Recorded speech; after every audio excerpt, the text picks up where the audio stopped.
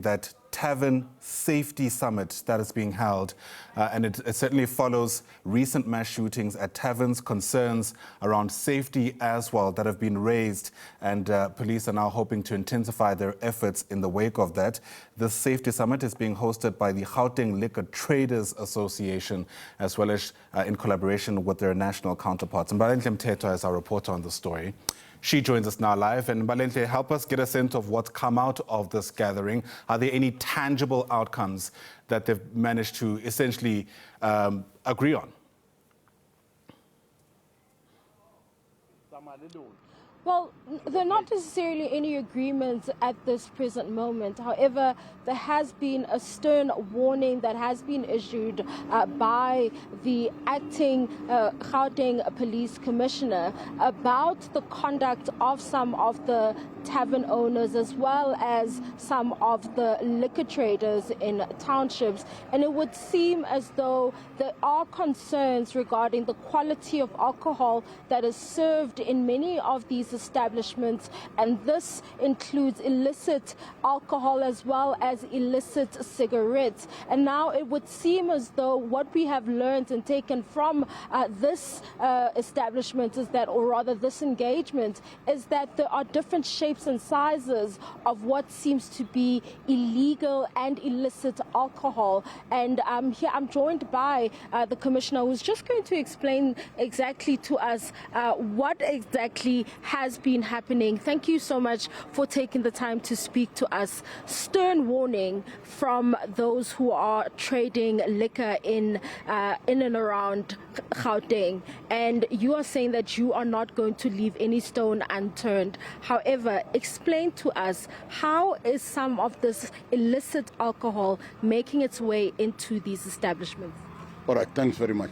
Firstly, through this engagement we had the liquor traders, we noted with concern that trucks that deliver liquor got hijacked, and that liquor goes to specific places or warehouses and ended up being distributed to the same licensed liquor outlets, and that cannot be allowed, because when a liquor with stock of 10 million, it's hijacked, they go there, they sell that liquor cheap, and people go to their business because they think they sell cheap liquor, and it's genuine, while actually it comes from criminal activities. Number one, some of the liquor that is being distributed or sold to patrons, it's liquor that it's toxic liquor, the liquor that is not genuine, it's illicit liquor. Some of the liquor came through back doors, they didn't come from outside the country. I just gave you example of whiskeys and gins that come through back doors. They are not SABC certified, suitable and for human consumption, and they are being sold. Some of them, they are not actually, they bear the label of a specific good quality or type of liquor, but it's not necessarily that. It's things that was manufactured in behind the shack somewhere else, and our people consume that. It's health risk. Some of the cigarettes, also the same as liquor, come through back doors outside the county, which is not certified by SABC, and some of those cigarettes are illicit, are not necessarily good for human consumption. And Customs and Excise Act apply in the county and need to be adhered and complied. That's why I was giving warning to the liquor traders, because while some do want to do genuine business, but amongst them there is those who are busy with business that is not right, and they kill our own people because of selling things that are fake, that are not genuine, that are not authentic, that are toxic. And what I hear you saying is that this is not only a health risk, but it's also being complicit in a crime that is theft, and also feeding into the illicit trading market, where the funds that are made from those sales, we don't know where they end up.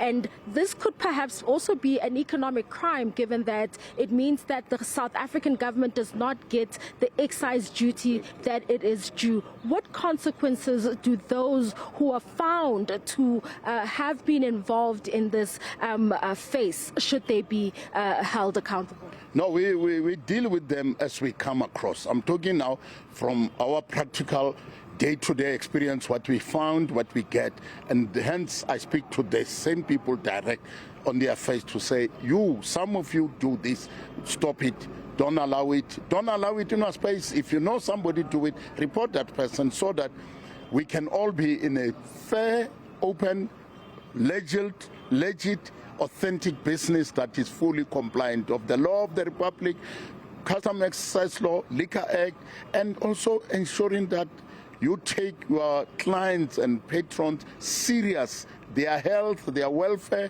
their safety need to be taken serious. Now, let me rather ask this question. How prevalent is this issue? How prevalent is the issue of stolen goods and illicit goods being sold at some of these liquor trading establishments? No, it's day to day we do come across and we deal with them as we come across. And not only this, it also includes clothes, the labels of those clothes. And I can tell you, as Gauteng province, we are hard on them. We go to businesses all over to deal with those illicit goods. In our weekly and daily operations, we check in businesses, whether it's authentic businesses or well-known big business, we go there with teams during our operations to monitor, to check and ensure that we go, not only us, we go with Consumer Goods Council, we go with experts when it comes to branding and the real authentic clothes, food, liquor, cigarettes, we deal with them. And it's just a caution and a warning to say, watch, you mustn't be one of our clients in terms of being in the cells, not in a good spirit, but in a negative way. And how do, if you were to say, estimate the value or, how much do you think this illicit cigarette and alcohol industry is worth at this point? No, for now I cannot give the estimate value, but it's, every illicit thing that doesn't go through right channels, through right process, cost a lot, because the monies that were supposed to be collected through taxes, the impact or the output out of that liquor that is not authentic in terms of health for the people, it's massive, because to drink, consume or smoke something that is not genuine, it's toxic, it's worth more than even the value of money, but the life is important.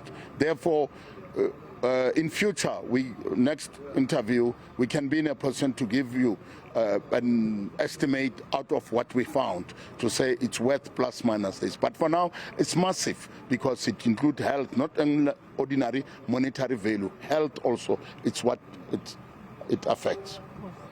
There you have it. That is Major General Fred Gagana speaking to us on the sidelines of the Tavern Summit that is looking to find solutions with regards to the challenges that are faced by the sector. As you would know, it is the festive season and many are going to be going to some of these establishments to, for various reasons, to celebrate the festive season, and that warning that there is a problem with regards to illicit goods and illicit alcohol, which could be hazardous for the safety or to the health of the patrons at some of these establishments. A warning not only to the residents of Gauteng, but also to those who are involved in this. For now, it is back to you in studio.